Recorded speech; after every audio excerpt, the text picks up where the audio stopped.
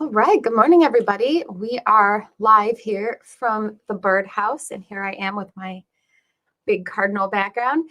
Today, I will share some of your photos and talk about some of the birds people have been seeing around the upstate New York area. As always, we love to know what kind of things you have seen. You can throw those in the comments, especially if you've seen anything out of the ordinary or interesting in your yard. We love to know who is seeing what and what kind of activity is around. So definitely throw those in the comments. If you have any questions, you can throw those in there too.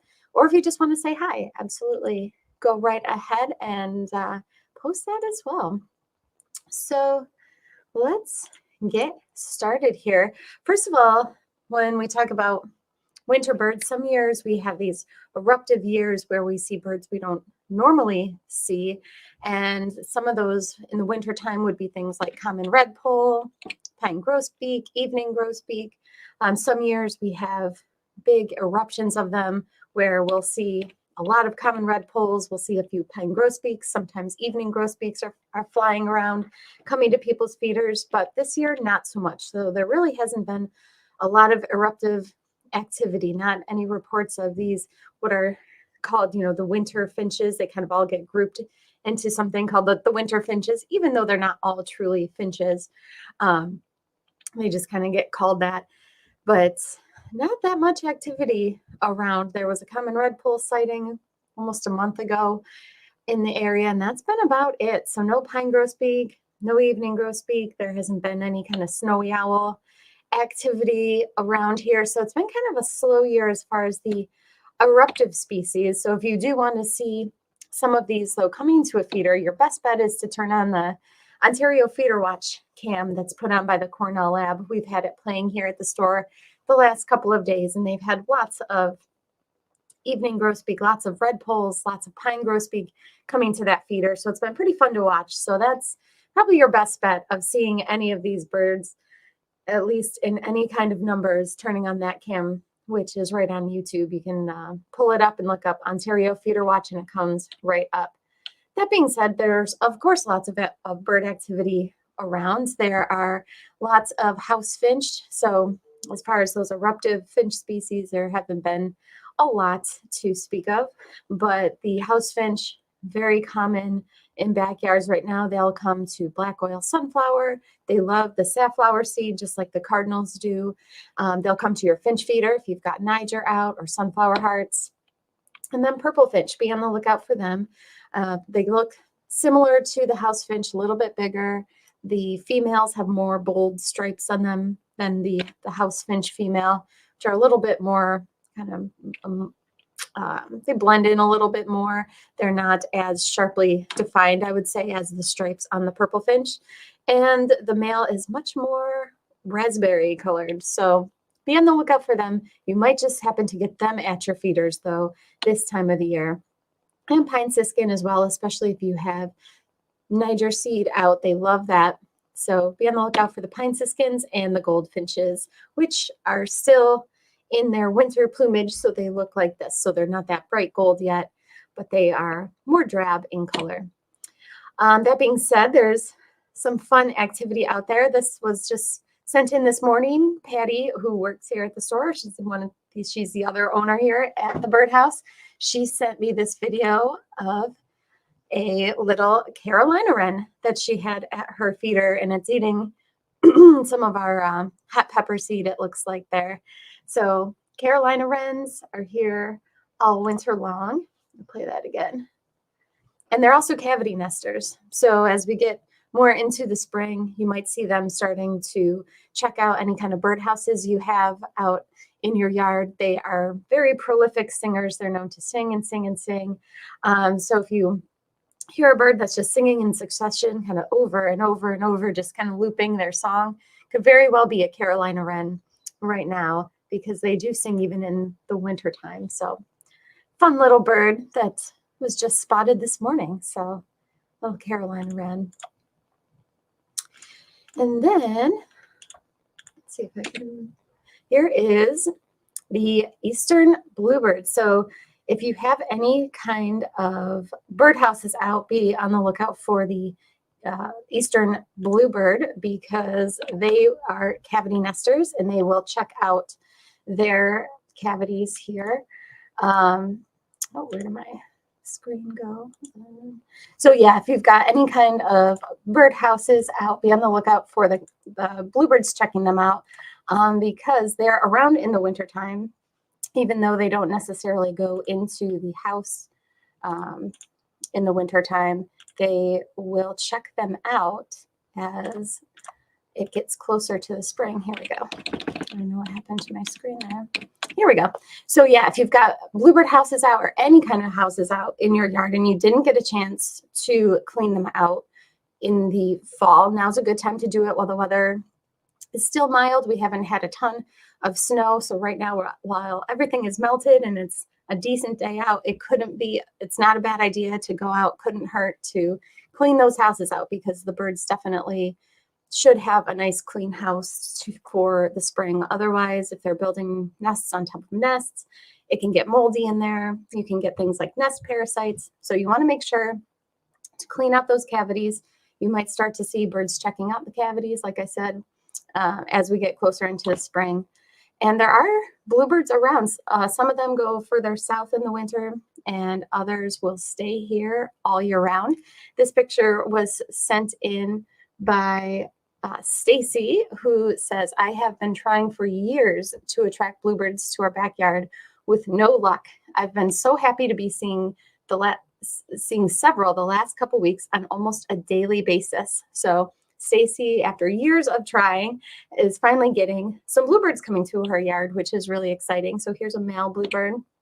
And then here's the female bluebird, who's more of a powdery blue color. She's not as bright and bold as the male. But Stacy is lucky enough to be getting some bluebird activity in her yard, and it looks like they're perched on some kind of a feeder pole there. I asked her if they were going to anything in particular, and it didn't seem so. She said she has the bugs, nuts, and fruit out, which is one of our seed logs here, which is really popular. I don't know if you can see it there. I'm kind of cutting out. But she said that they haven't been going to it yet. So curious to hear if they start eating from her feeders or not. But bluebirds are definitely around. And in the winter months, the easiest way to attract them is with some kind of food. We always recommend this bugs, nuts, and fruit log because it has sunflower hearts in it. It has mealworms in it, and it'll eat both of those. And then as we get into the spring, they will go into houses. So that's the best way to keep them coming in the spring and summer months is with a bluebird house. Sometimes they'll start nesting as early as March, depending on the year. But that's usually pretty early for us. But it's been so far pretty mild winter. So it wouldn't be that crazy if they started nesting early this year. They're one of the earliest nesting songbirds that we have in the area. So they're the first birds. We always hear reports of them popping in and out of nesting cavities or hollow holes in trees. But bluebirds, if you've seen them around, the best way to keep them coming, especially as we get into the spring, is with some kind of a bluebird house. And we have several different types here at the store. We have sparrow-resistant ones that have a different entrance hole that the sparrows don't really like, but the bluebirds will use. We've got things that are made out of recycled plastic, out of the wood. So we've got all kinds of houses and more that'll be coming in as we get into nesting season a little bit more. So bluebird activity definitely around. And here's some photos from Stacy. And then Mark sent in some other backyard bird photos here. Here's a northern flicker.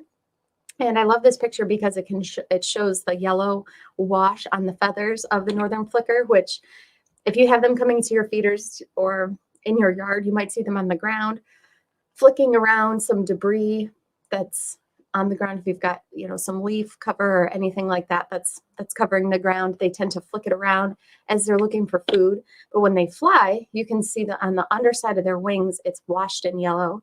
And they call this being the yellow shafted northern flicker. If you go out west, they have red shafted flickers, which have a red wash on the underside of their wings.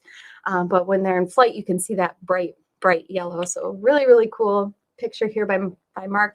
You can also see the white little rump patch there. When they're in flight, you can see that bright white patch. And so that's a good way to identify them if you're trying to figure out if you're seeing a northern flicker as opposed to, say, a red-bellied woodpecker, which is about the same size. The red-bellied woodpecker does not have that bright white patch there on its rump. So northern flickers tend to be more common at feeders in the winter.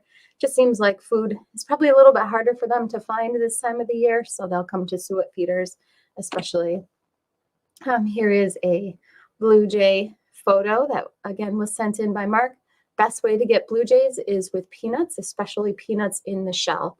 So they absolutely love those. If you've got blue jays coming with some kind of regularity and your feeders go empty, you'll probably hear them squawking at you in the early morning hours to remind you to fill them up, so they can be quite fun. And here's a nice picture of a female cardinal, also sent in by Mark. And if you've got a bird feeder out, you probably get cardinals. They love the safflower seed, the black oil sunflower. They'll even come to peanuts. I've been having some eating peanuts in my backyard, which is pretty fun. They tend not to.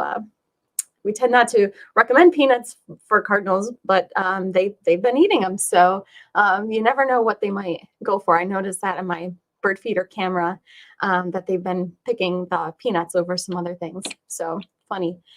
And then here is a pileated woodpecker, another picture sent in by Mark, who says, looked out to see a pileated woodpecker at my suet feeder. And this is a female pileated woodpecker. You can tell because her little mustache, if you will, is black. If this part was red, that would be a male. So the males have more red on them than the females do. And this pileated woodpecker is on one of our paddletail feeders, our paddletail suet feeders, that have that little projection at the bottom. You can kind of see the spot where the suet goes, and then there's a little tail that goes down there. And the woodpeckers, especially large woodpeckers like this pileated woodpecker, will use that to prop themselves up as they feed from the feeder. So along with the backyard birds also come the predatory birds.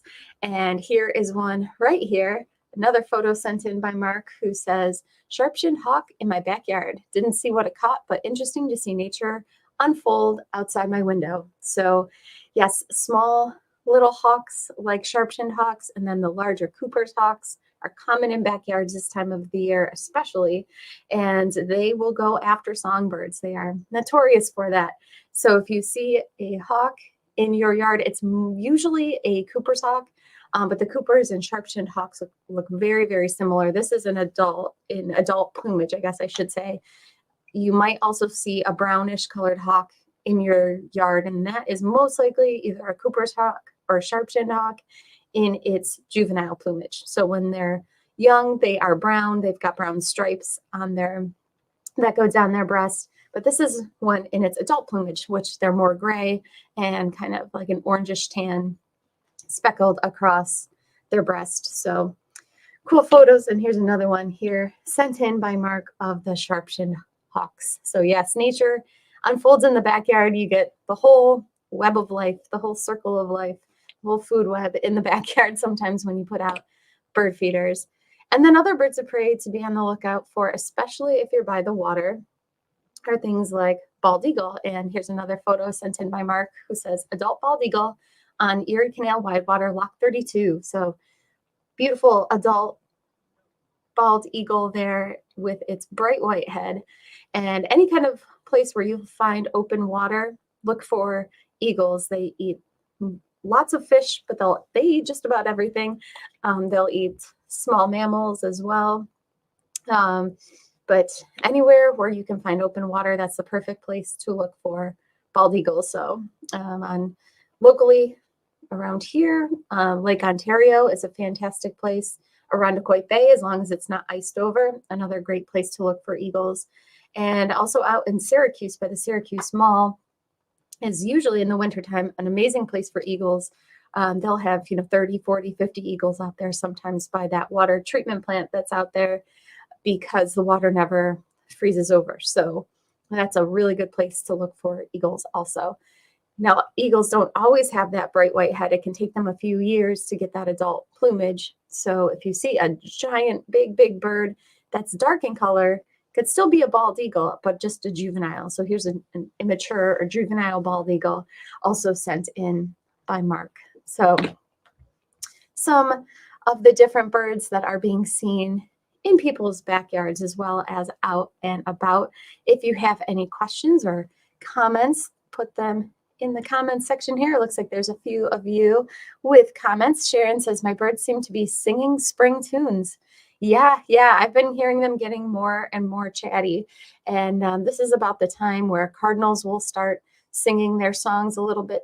They'll start kind of practicing. So you might hear just like a little bit of a song from the cardinals. They're not doing their full song yet, but they're just kind of chirping and doing a few little notes. The Carolina wrens, like I was talking about, they are singing. So as we go on and the days are getting longer and brighter, you'll start to hear more and more of that. So now might be the time to make sure your Merlin app is installed on your phone and ready to be fired up in case you hear something you're not sure of. Patricia says, I have 4 to 6 bluebirds coming to my window feeders. I have mealworms and mealyworms in my feeders. They usually come around 10 and again at 4 p.m. Very consistent, it sounds like. So yeah, they are coming to the mealworms. It sounds like at Patricia's feeders. Mealworms are a great way to attract the bluebirds. Woodpeckers will eat those. The Carolina wrens will eat the mealworms. And that's why our bugs, nuts, and fruit log is so popular too, because it does have those mealworms in it.